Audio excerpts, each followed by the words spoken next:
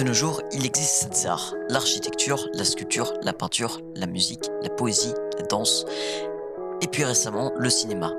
Personnellement, je trouve ça un peu nul de faire un classement des arts, car pour moi, l'art, c'est subjectif.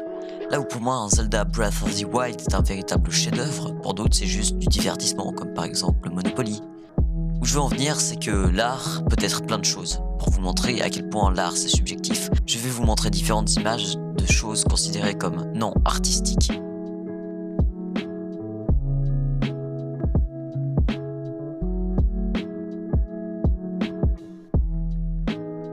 Dans ces images que je vous ai montrées, avez-vous ressenti quelconque sentiment? Vous comprenez? L'art c'est purement subjectif, mais là où ça ne va pas, c'est quand quelqu'un justement critique ce point de vue. Prenons un exemple, Tristan, 15 ans, est passionné de jeux vidéo et plus principalement de Call of Duty. La plupart de son temps libre, il y joue et plus tard voudrait devenir un joueur professionnel. Ses parents refusent totalement son choix et veulent plutôt qu'il fasse du dessin, car les jeux vidéo ça rend stupide et ça ne sert à rien. Mais pour Tristan, c'est bien plus qu'un jeu. Malheureusement, ses parents ne comprennent pas du tout leur fils et finira dans un internat. Bon, j'ai peut-être un peu exagéré l'exemple, mais vous avez compris. Le jeu vidéo n'est pas seulement un jouet ou seulement du divertissement. Les jeux vidéo peuvent vous faire pleurer,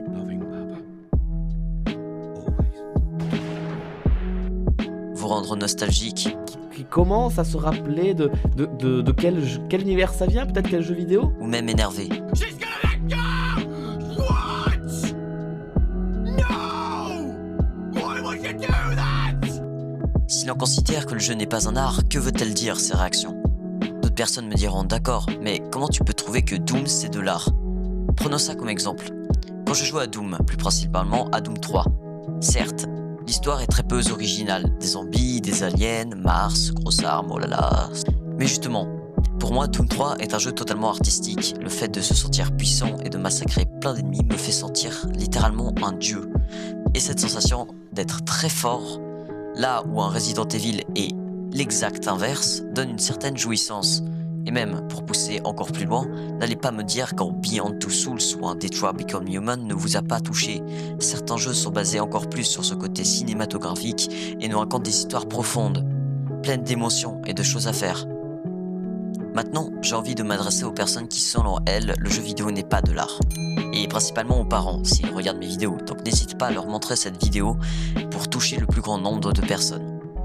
Je l'accorde, certains jeux peuvent être choquants, mais de là à rendre violent, non. Car on joue, on sait que c'est un jeu, et que c'est totalement irréaliste. Si on joue à GTA, je ne vais pas forcément vouloir voler des voitures, ou tabasser des gens dans la rue sans qu'ils m'aient demandé quelque chose. Le jeu vidéo sert avant tout à s'amuser, après libre à vous de penser que c'est de l'art ou pas. Personnellement, le jeu vidéo n'a pas de limite, il peut très bien être un objet de divertissement ou d'admiration. Mais quoi qu'il arrive, quel que soit comment vous voyez le jeu vidéo, nous resterons pour toujours, et mêmes adultes, des gamers dans l'âme.